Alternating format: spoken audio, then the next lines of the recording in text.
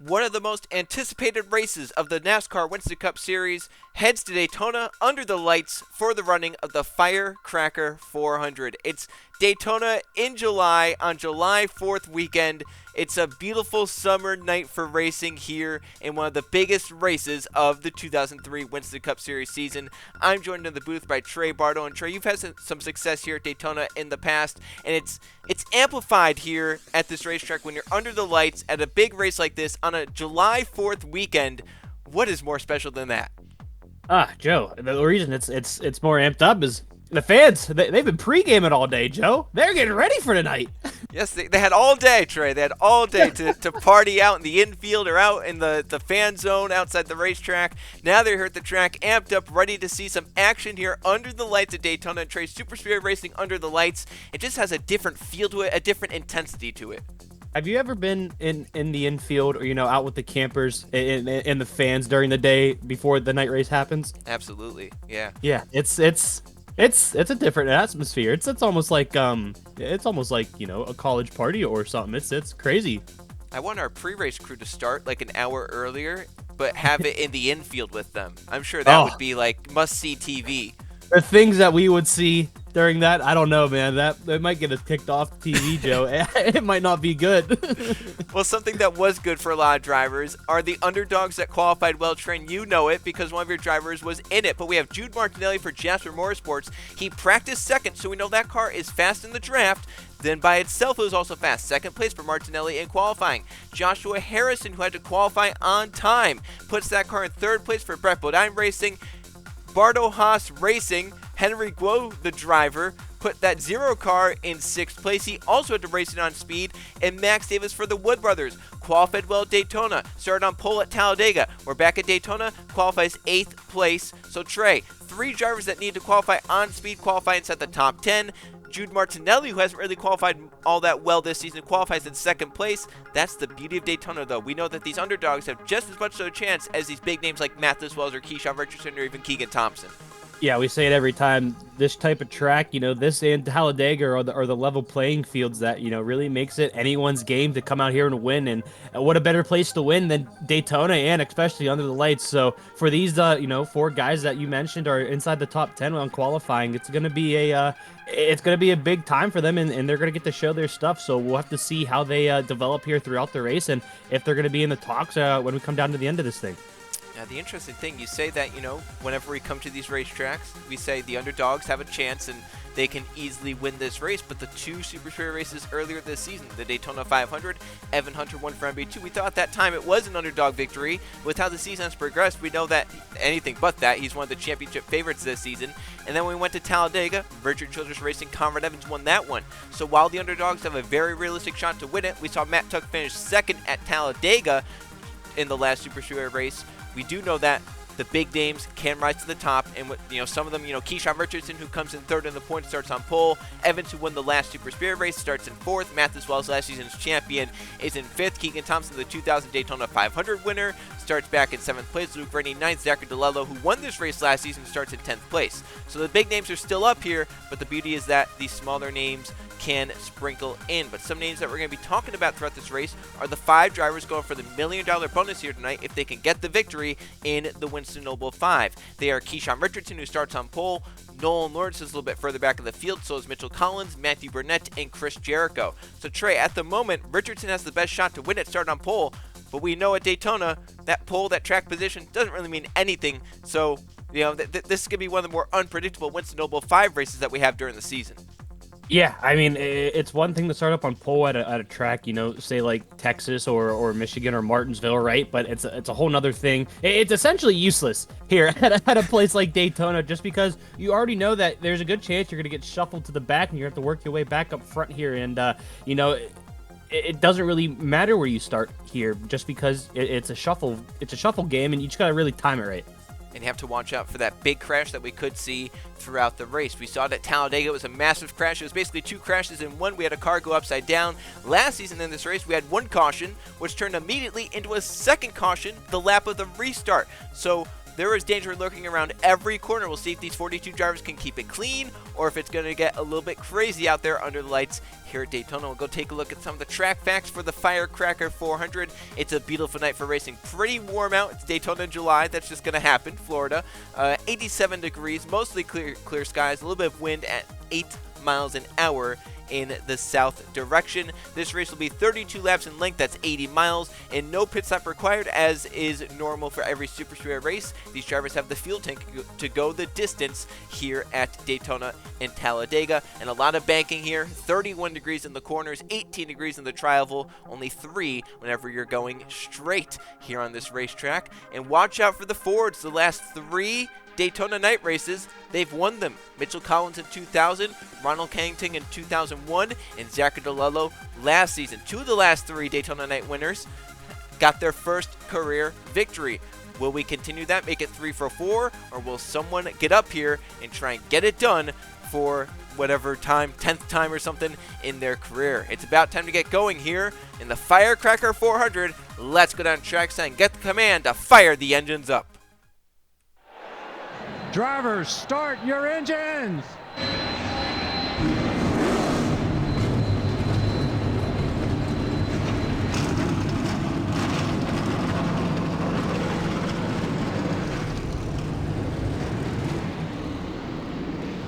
"42 cars pace off pit lane for the Daytona night race." Right here on JRTV.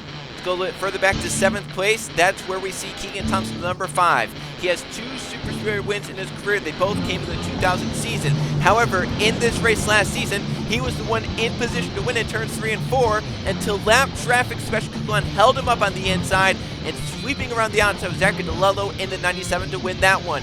So Trey, for Keegan Thompson, there might be some redemption in mind to try and get back to victory lane here at Daytona, this time under the lights.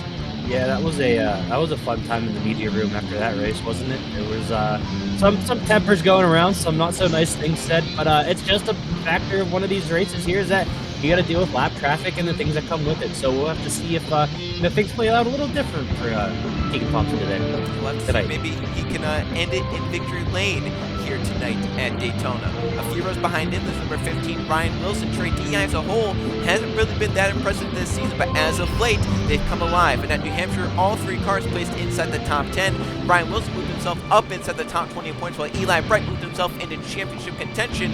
Could DEI be on an upswing and possibly have 3 of their cars contending for the win here tonight? Ryan Wilson, the highest starting of them, as the other 2 start outside the top 30. Definitely seems like they're on the better side of the way we're going to finish here, so we'll have to see if it can continue. And at a place like this where we know that they're strong at a super speedway type track, so we'll have to see if they can link up together and push their way up front.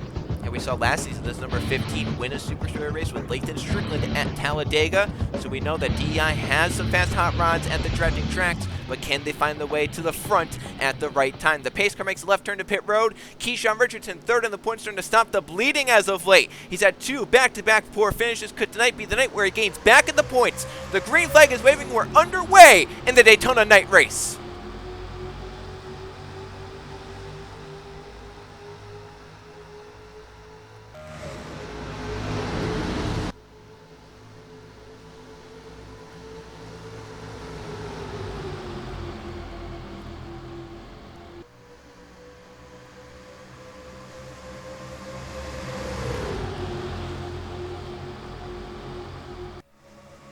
Big synchronized move down the back straightaway. Joshua Harrison, Mathis Wells, and Keegan Thompson all move low. Mathis Wells is going 3 wide on lap 1 for the race, lead in turns 3 and 4, bringing Keegan Thompson, Luke Rainey, and others to the inside with them as they battle through 3 and 4 for the first time tonight. Just getting up to full speed takes about a lap and a half to get up to full song.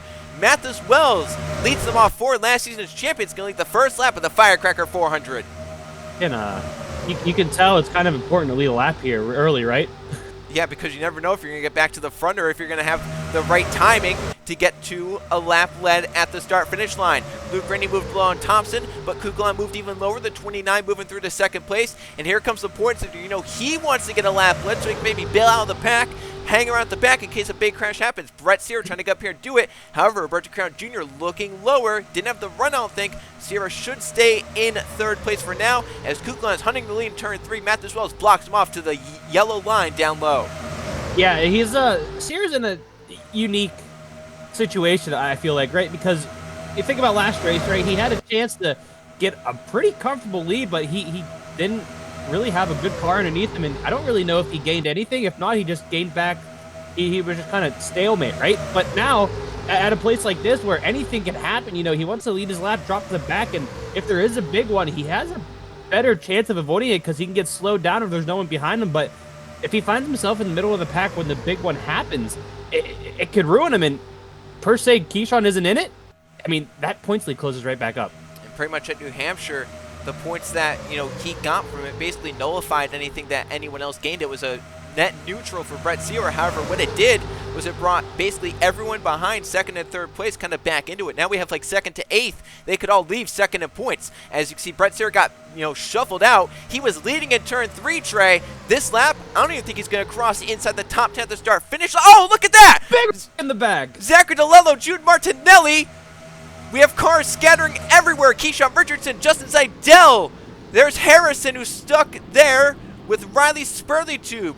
Martinelli took a big hit. Zeidel's in it. The caution flag is out, racing back around. Brett Seaver was just in front of that one. Lathan Strickland, his teammate, leads with Matt Tuck in second. Here comes Baby Ruiz down to the inside, trying to get some spots in the race back to the caution flag. Gonna go to the inside. He has no help at the moment. Here comes the 45, but I don't think they're gonna get there in time. I think this is gonna be the 48's race back to the line. And I mean, really, there's no point to try to risk gaining more spots. No, exactly. We saw it in New Hampshire racing back to the caution. Keyshawn Richardson was crashed with Riley Spurley-Tube. So these guys, once they take the caution, you desperately want to try and get it slowed down, woed up, not get any more contact in it, as the crash has already happened. As Martinelli, who started second, had high hopes after a good practice, a good qualifying. It's not going to end the way Martinelli wanted it to in that 67. Justin Zeidel still in that long winless drought from the 2000 season. Thought maybe Daytona could be the night in that new Pepsi scheme, that $1 million or $1 billion bonus that they have, that fundraiser they have going on, and that's done. Joshua Harrison, just like Martinelli, good qualifying result, not going to be a good race result. And how about, Riley Spurley was back there. Did he miss it? He entered second in the points. That car looks pretty clean right now, but also back there was Keyshawn Richardson. Oh my gosh, and that's not good. What's going on here? Oh no. What was that about? I don't know. Max Davis was just spun around back there, and Riley Spurley-Tube, who probably didn't have much damage, Trey, that car's not going to be in it now. And that's another, second in points for the third straight week is going to fall down. And, I mean, Brett Seaver, he hasn't been running all that well, Trey, but he's been sitting out this stuff right here. Yeah, that's just one of those things that should be avoided. I mean, another week in a row where something that could easily be avoided happens, and it's, again, to the guy in second place in points. And third place in points. Keyshawn Richardson had damage. He has some front and rear damage, some side damage as well. He's coming down the pit lane, it looks like, with some of these guys like Lawrence and Max Davis, Matthew Burnett as well. So drivers up there in the points. You can see Zachary DeLello, who was in the air in that crash, coming down. Drivers up there in points, not having a good start, while Brett Seaver is up inside the top 15, still with the clean race car. The caution flag is out for the first time early on here in the Daytona night race. We'll go check out what happened. Zachary DeLello, one of the first cars to go around in the number 16 car. Well, the start of this crash trade's facilitated by the last two Daytona winners. Zachary DeLello, winner of the night race last season. Evan Hunter, winner of the 500. Thompson and Hunter make a move at the same time. Thompson goes to the middle, trying to go 3 wide middle. Hunter looks to the bottom, looking to go 3 wide bottom. It turns out it's 4 wide. Thompson, DeLello pinch, and then DeLello down to Evan Hunter. They get together. 16 on the apron. He's going to spin right up the track, barely missing the 8, the 0, some of the others. But Martinelli had nowhere to go. Hard hit. Joshua Harrison in it. Benny Lynn taking to the inside. See Jericho and Oskin. Fitzwater. I mean, Trey, a lot of these drivers did a great job. The 11 comes back up. That's where Richardson gets his damage. Max Davis gets some damage. But really, other than that, and then Zeidel hitting, everyone else was pretty clean until the backstretch here. Yeah, I mean, this should have been a 20-car pileup, but it only ended up being like, what? I'd probably say less than 10. Relatively less than 10, I think, right? It's like 6 or 7 cars. Yeah. Only. So, I mean, very impressive job by everyone else to avoid this thing, but unfortunately for those involved, it's not what you want to be, and you can see the 67 just seems like he cannot get away from accidents this season. No, he's been involved in a lot, and he was kind of on a good string of not being involved in too many big, serious accidents, but back here at Daytona, and we say crashes loom around every corner, happened early on. nothing to do with it either for Martinelli. Just kind of got caught up in some of the other mayhem. Let's go take a look at this wreck from a few more angles. And here's another look at full speed. And yeah, that was just simultaneous moves, Trey. I don't know if really anyone can be put to blame for that. Yeah, that's just a racing thing right there, and unfortunately, it's another big hit. And Joe, a second week in a row where we've had a car with 3 or more wheels off the ground after a hit. Yeah, unfortunately. You never want that. And no, I don't think you ever won it once, no. let alone twice. Yeah, unfortunately, as you see right there, the cars drive away. And Riley's early tube was fairly clean. I think he just kind of tapped off that number 11 car in that crash, but as he drives away and comes back to the caution, he gets involved. And what we saw back on the backstretch, Trey, was that it looked like just a stack of cars slowing down, and some didn't slow up in time. It spun the 21, and then when the 17 was trying to get around the 21, he got in the way of the 28, and Riley hit off that. And I think Riley thought the 21 was at fault because he kind of went down and showed him his displeasure once he got back going. Yeah, I mean, that's just it's just one of those things. You're full speed around the track trying to catch back up, and if you don't get the right information by the time the pack really slows up, you can it's a little hard to slow these cars down, believe it or not. So just a thing, and maybe he'll look at the replay and see what actually happened there. But yeah, unfortunate. Yeah, especially on a super speedway where the brake package isn't like a track you would, an intermediate or even a short track. As see Zeidel driving back around. Going aboard the few drivers, let's start off with the Trey Bardo-owned car. Henry Guo found a way through as he was right in the middle of the big crash. All right, Trey, on board with your driver. What do you see right here? All right, well, you see, he's going to see the 4 wide. He's going to see a car go down. He's going to start to pucker, hit the brake, and he pretty much saw an image of what he was doing last week, getting up in the air. But he did a nice job getting through it.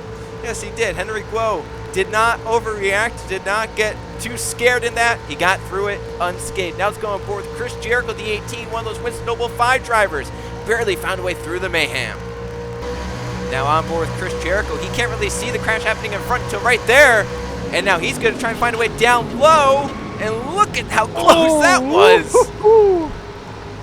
Wow. Chris Jericho. The last time he was in this paint scheme, he found a way through the crashes to win at the Lowe's Motor Speedways. That same magic on here tonight as he's still in it to win it in the Firecracker 400 at Daytona.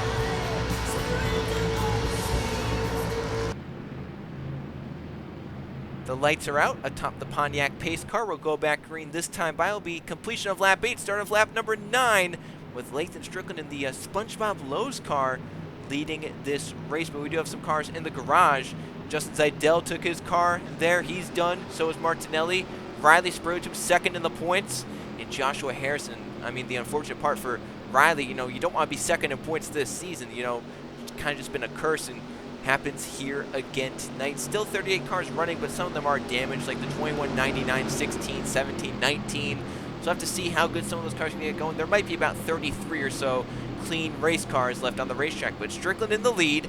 Baby Ruiz in second. Third for Hunter Reed. He's moved through the field nicely. So is Matt Tuck. Second at Talladega.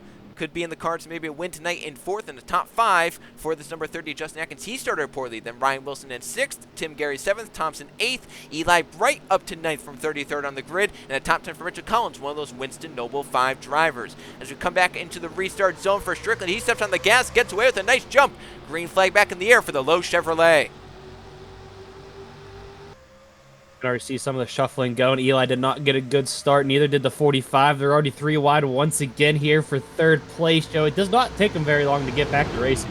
No, it does not, and especially when, these engines, they are powerless with those restrictor plates on. They're basically gutless engines. If you don't get a good restart, you are not going to go anywhere but backwards. So if we take those off, what speed do you think we're hitting? We're easily hitting 210, 220. Ooh, I don't know what's wrong with that. I mean, these guys are professionals, right? Well, Trey, they already take off at 190 miles an hour. What do you think they're going to do if they crash at 210, 220, 230? All right, no, you got a point. Never mind. I take that back. Let's keep them on. Yeah, we don't want someone going into the catch fences. Justin Atkins wants to go into the lead here in the trial. Well, Strickland's going to lead that lap once again. So this 48, being the leader under that caution, big benefit. Should get him those 5 bonus points for leading the most laps in this race, unless someone really takes over at the end. 3 wide to the bottom comes Mitchell Collins, looking to win the Winston Noble $5 million bonus here tonight. He's the highest driver right now as he's in the lead with Ryan Wilson pushing him through to second place. Then here comes Kukulon, last season's champion Mathis Wells, and Eli Bright, the winner of the last race at New Hampshire, moving up on the inside nicely. That father-son duo still putting in some good performances in the middle part of this season. Yeah, if you thought an accident that early on was going to keep these guys from going 3 and 4 wide still, I think you got another thing coming. As you can see, it does not take them very long to get back into this group mentality. And I mean, with these guys being like this, it's only going to bring those guys that are further back, maybe didn't get the best of restarts, closer up to this pack. Yeah, because that pack really did spread out on the restart. Kukul on a big move to the inside, jolts down to the inside of Mitchell Collins, goes for the lead, has help from Eli Bright in the number 8. Here comes Luke in the 88, and then Samet Oskin in the 81. Just missed that crash. He basically led Chris Jericho through it. Now Oskin moving up nicely up to the top 10, looking for the top 5 as he's looking on Luke Rennie. That might be 4 wide. Does Mathis Wells back out or does he stay in it? We're going to be 4 wide for third in turns 3 and 4. Will they be able to sort this out, or will it be a crash at the front of the field?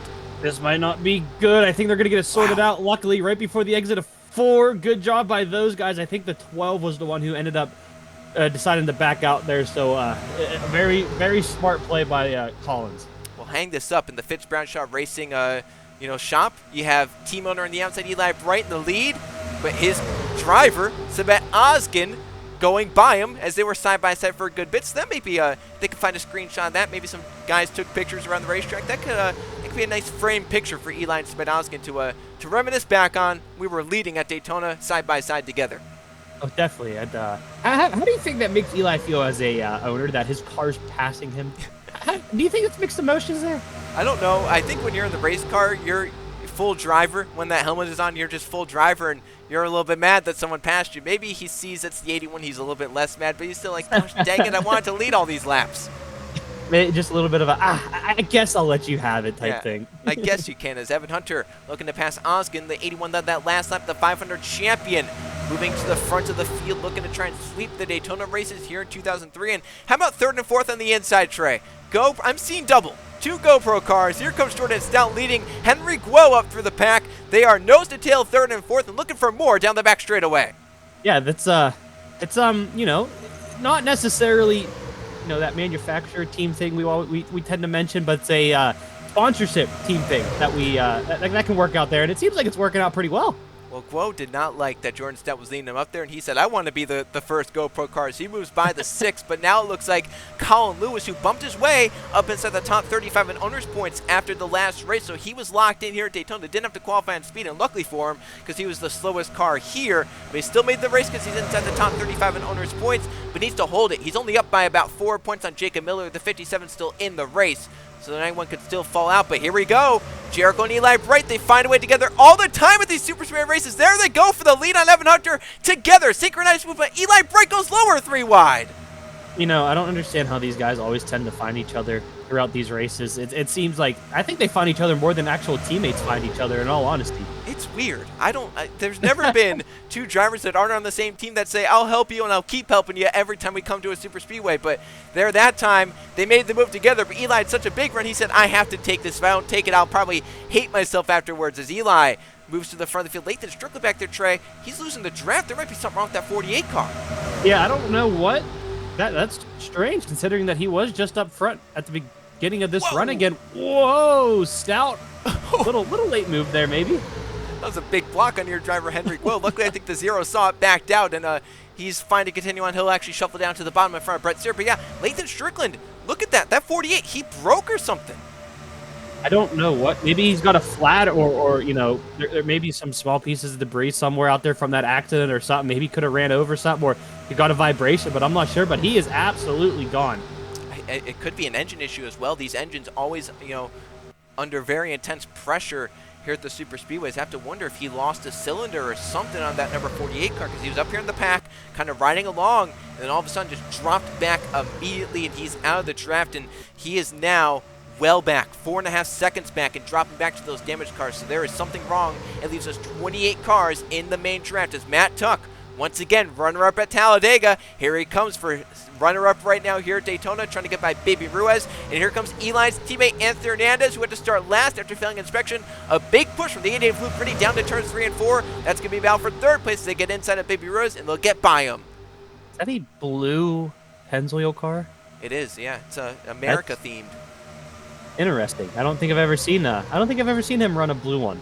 That's well, they ran it at Lowe's, so but I don't know if he was ever at the front at Lowe's. So I was gonna say, did we talk about it? I don't remember how that. Whoa, that was almost a DEI disaster class right there. That was almost an implosion in the DEI shop. As Hernandez got to the inside, Eli knew it at the last second, luckily, and kept from running into the winners here. We come on to Max Davis in the 21 already. We're 3 wide. Which lane's good? Oh no! Luke Riddy tips Anthony Hernandez, and he comes back up the track. Wow! That was almost very, very ugly, Joe.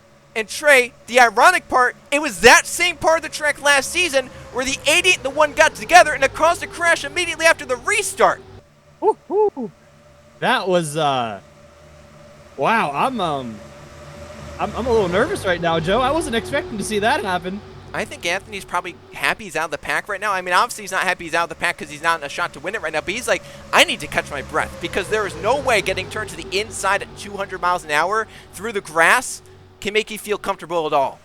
Yeah, and then being at the front of the pack with that too, right? I mean, that was that had all the recipes to be absolutely horrific. And kudos to everyone who missed him, and good job for Anthony keeping it up into the outside wall after that too. That was scary. Yeah, Anthony basically knew I can't slow this car down by the time I get up onto the racetrack, so I need to stay in it and just put it as far up as I can and hope I don't get involved with anyone else. And that was the best scenario out of that. I know the ones out of the draft didn't have a shot to win unless there's a yellow flag, but he kept everyone clean besides himself.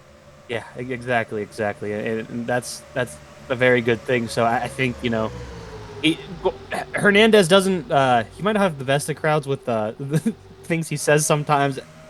Considering the in the rearview mirror, I know a lot of drivers have mixed things about that, but I think a lot of drivers will be saying thank you and good job for avoiding a big one right there.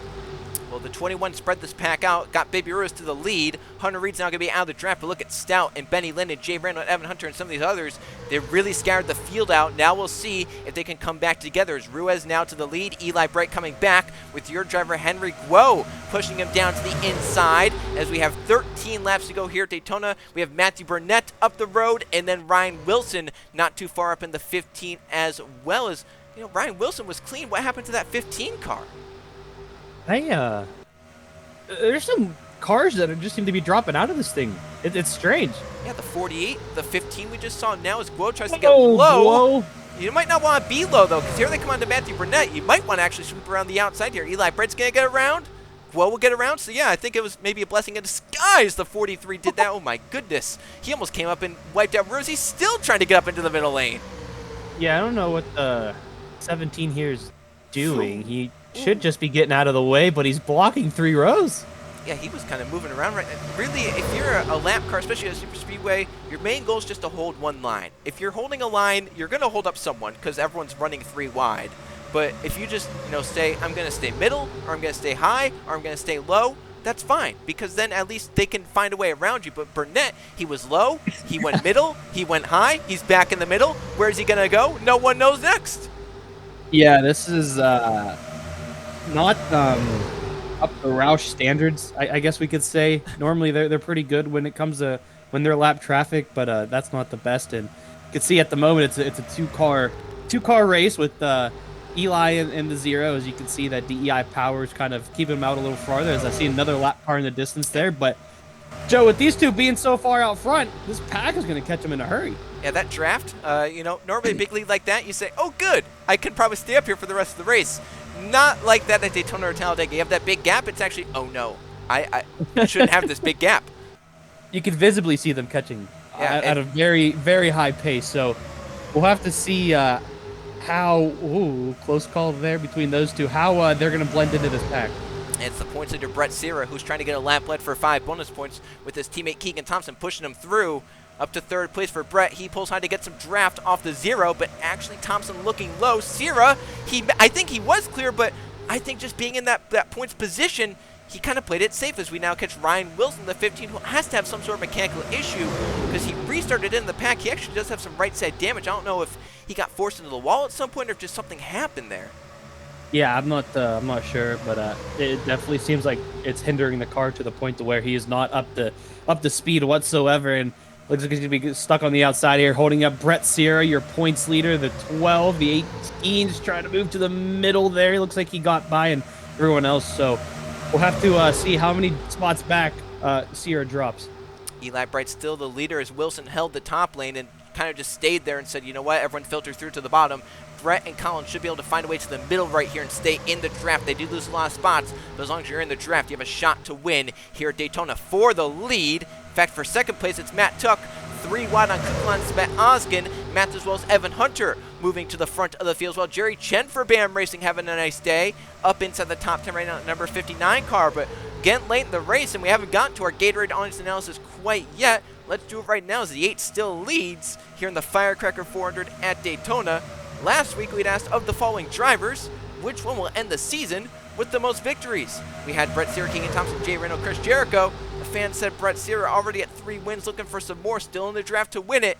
We'll have to see if he can get his 4th victory of the season here tonight at Daytona. Maybe Eli Bright would be a good shout for that. One last week at New Hampshire, and so far he's led the most laps here tonight in Daytona. Looking to go maybe back-to-back in that Budweiser number 8 Chevrolet. But this week, Trey, you're not going to be able to answer this because you kind of already have your answer to this. The question is, if you were to start a Winston Cup Series team, which manufacturer would you choose? We have Chevrolet, Pontiac, Ford, or Dodge. You can't answer that because we know your answer is Pontiac. I was going to say, the greatest manufacturer there is, Pontiac. I mean, look, there's one going for the lead right now. Yeah, Evan Hunter, and that Pontiac, it won the Daytona 500 earlier this season.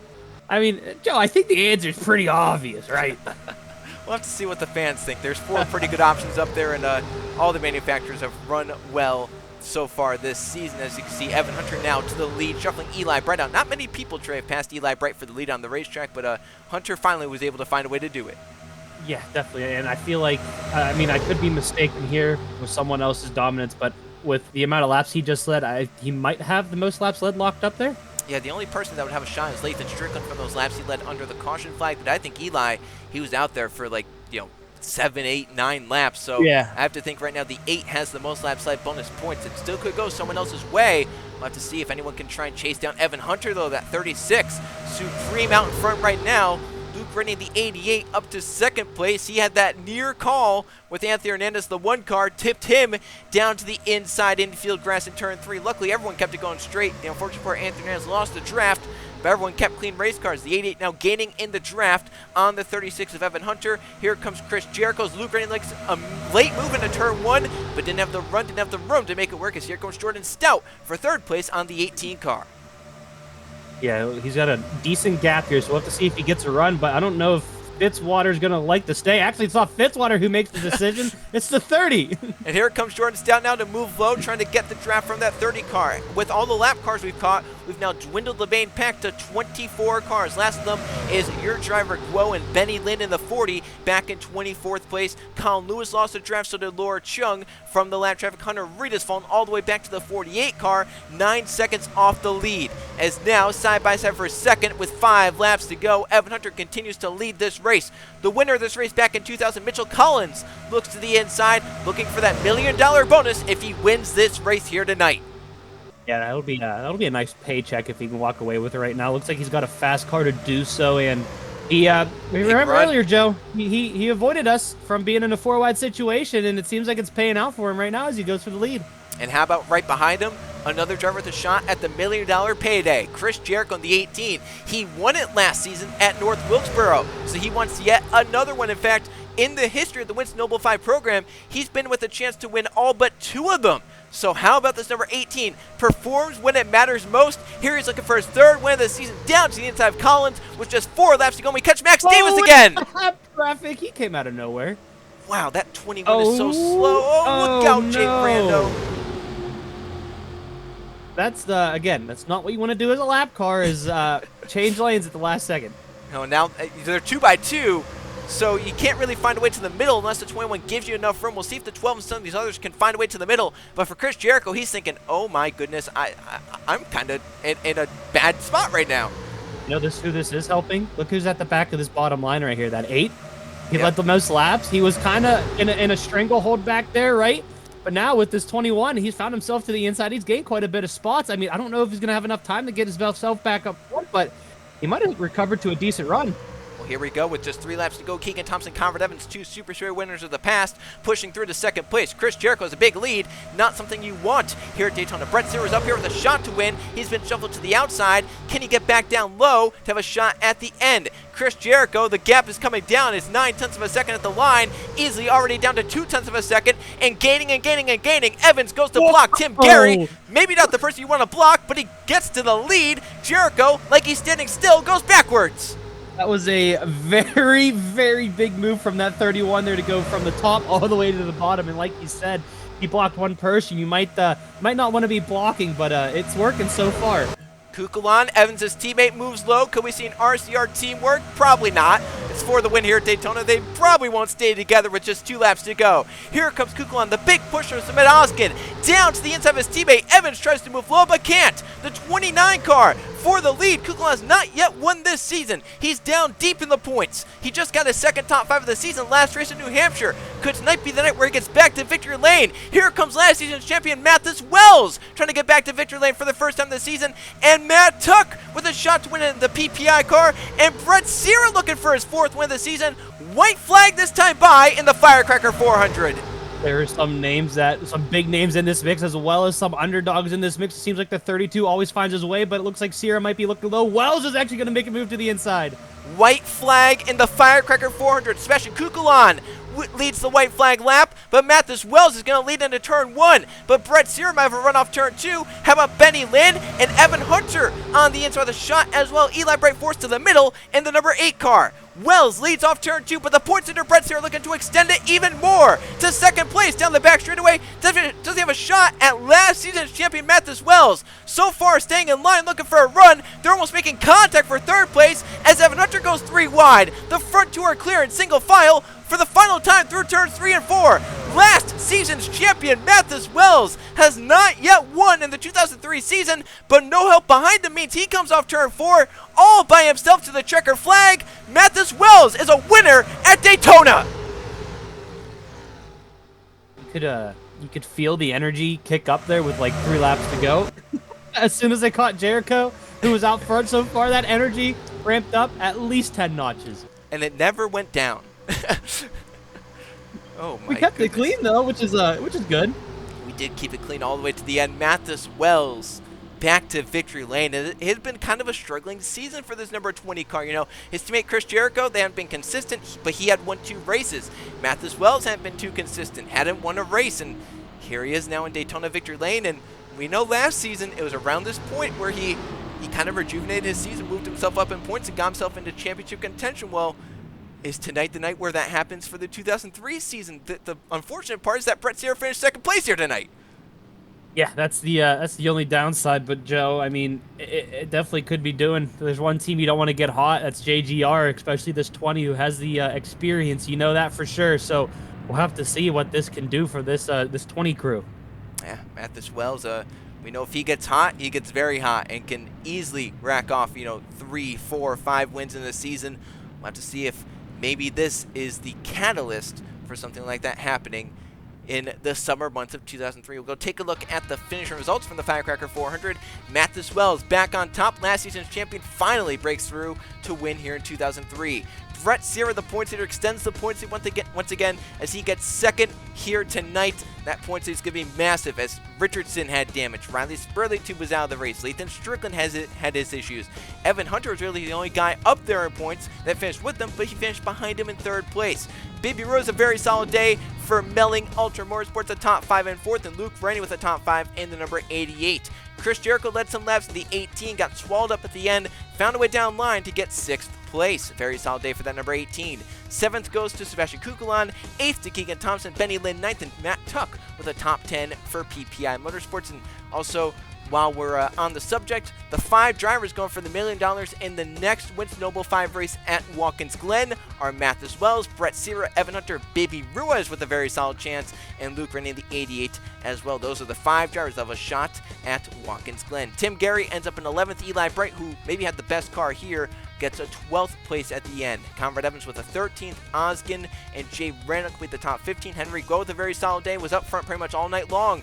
16th place. Solid day for Stapleton and Chen, both with top 20s. Kirchner and Fitzwater complete the top 20. Last cars in the draft for Crown Jr., Jordan Stout, Atkins, and Mitchell Collins. The rest of the drivers fell victim to lap traffic. Laura Chung and all the others more than 12 seconds off the main draft. And Jacob Miller beat Colin Lewis by a position.